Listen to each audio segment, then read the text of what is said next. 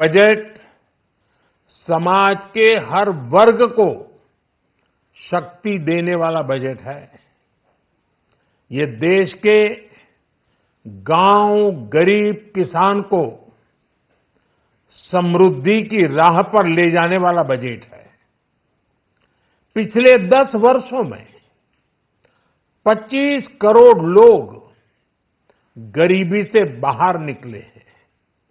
ये जो new middle class बना है, यह बजट उनके सशक्तिकरण की निरंतरता का बजट है। इन नौजवानों को अनगिनत नए अवसर देने वाला बजट है।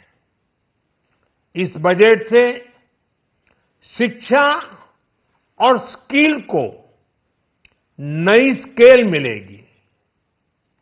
ये मिडिल क्लास को नई ताकत देने वाला बजट है।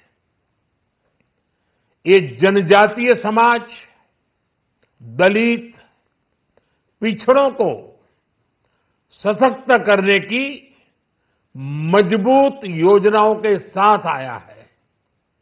इस बजट से महिलाओं की आर्थिक भागीदारी सुनिश्चित करने में मदद मिलेगी।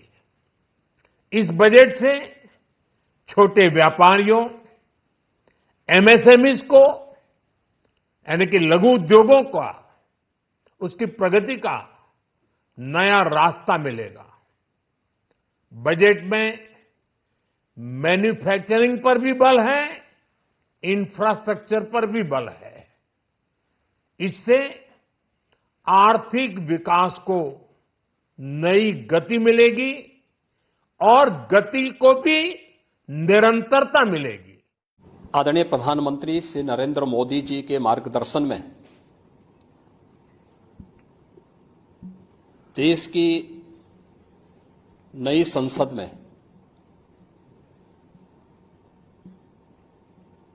माननीय वित्त मंत्री जी ने देश का आम बजट प्रस्तुत किया है।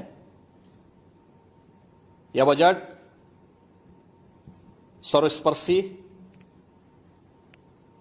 सर्वसमावेशी, विकासोन्मुख 140 करोड़ भारतवासियों की आशा, आकांक्षा और अमृत काल के संकल्पों को पूरा करने वाला सिद्ध होगा। आम बजट 2024-25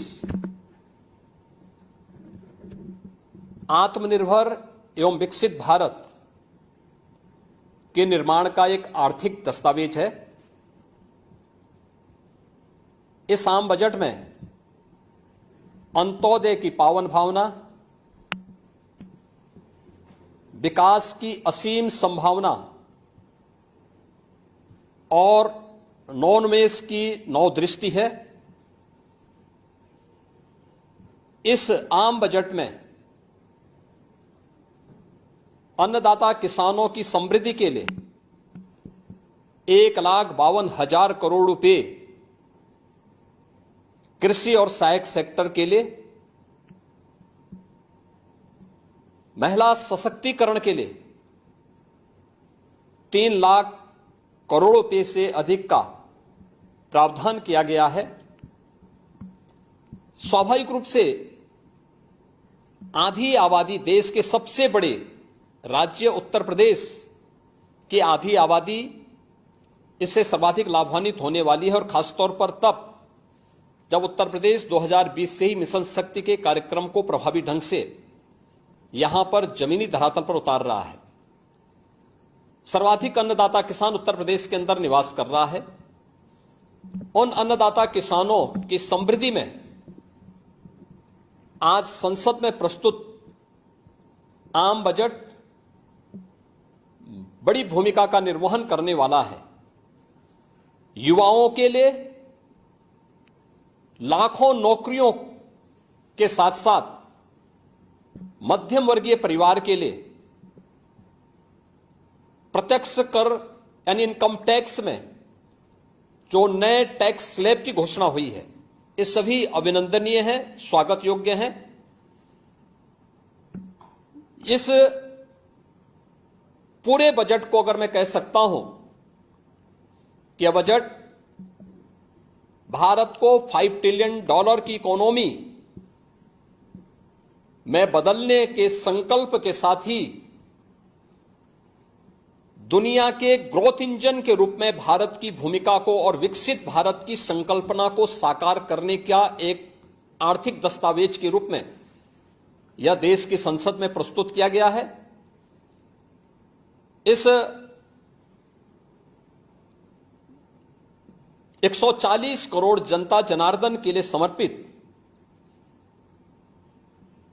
उनकी आशा, उनकी आकांक्षा और अमृत काल के संकल्पों को पूरा करने वाले इस बजट के लिए मैं आदरणीय प्रधानमंत्री जी के प्रति आभार व्यक्त करता हूं। माननीय केंद्रीय वित्त मंत्री माननीय श्रीमती निर्मला सीतारमण जी को और उनकी पूरी टीम का मैं अभिनंदन करता हूं। मध्यम वर्ग को राहत देने के लिए इस आम बजट में जो उपाय किए गए उसको लेकर क्या कहना है? देखिए, मध्यम वर्गीय परिवार में टैक्स के बारे में सबसे बड़ी छूट आज उपलब्ध हुई है और यह लंबे वर्ष समय से यह मांग चली आ रही थी। 3 लाख तक के प्रत्यक्ष कर यानी इनकम टैक्स में कोई भी टैक्स नहीं लगेगा। इसके साथ साथ अन्य जो स्लैब भी दिए गए हैं वे काफी राहत भरे हैं।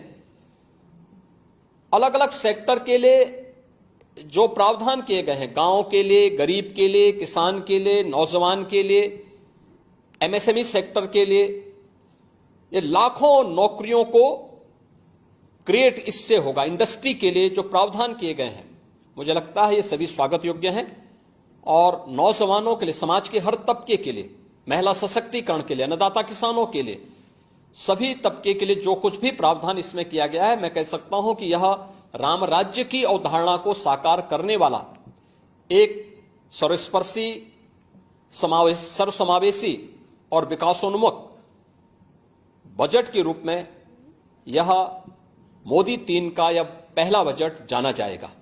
मोदी सरकार के बाद का बजट शानदार है, जानदार है, जोरदार है, गरीबों के लिए समर्पित है, किसानों के लिए समर्पित है, महिलाओं के लिए समर्पित है, युवाओं के लिए समर्पित है और देश को तीसरी अर्थव्यवस्था बनाने की एक मजबूत नींव रखने का काम किया गया है।